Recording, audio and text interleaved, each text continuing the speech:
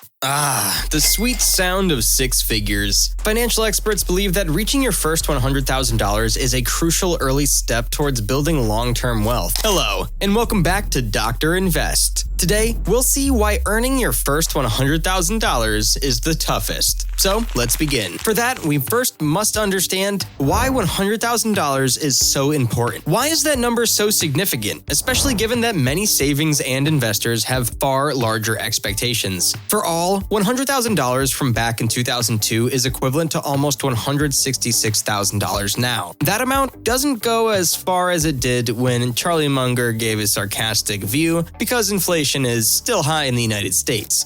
Yeah, I think there's one metric that catches a lot of people. We tend to prefer the business which drowns in cash.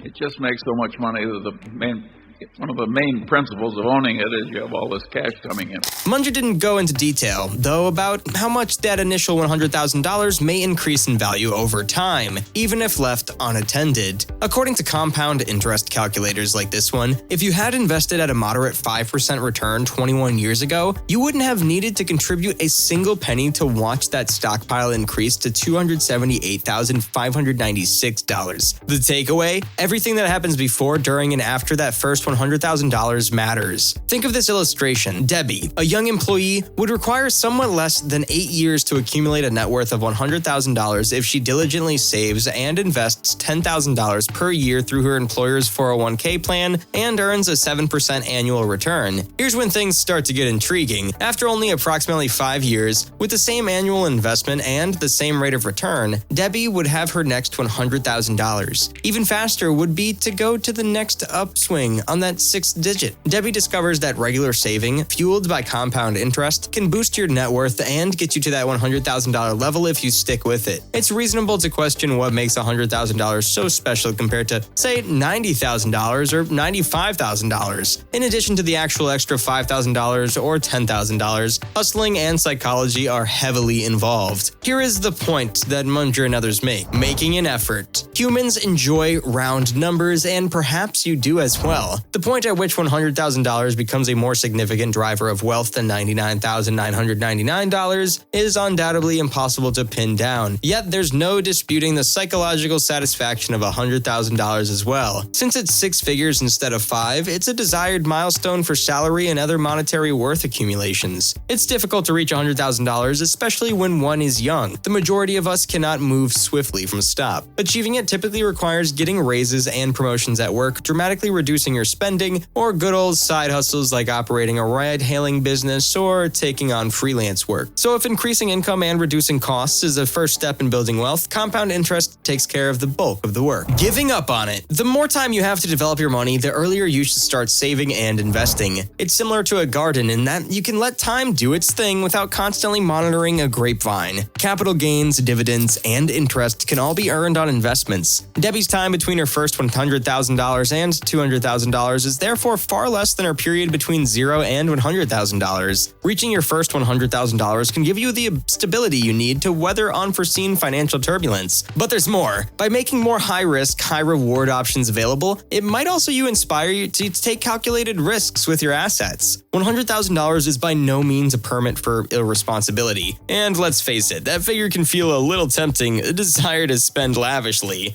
There were a lot of questions today, people trying to figure out what the secret to life is, to a long and happy life. And I just wonder if you were... Now that is easy because it's so simple. What is it? You don't have a lot of envy, you don't have a lot of resentment, you don't overspend your income, you stay charitable in spite of your troubles, you deal with reliable people, and you do what you're supposed to do. And all these simple rules work so well to make your life better.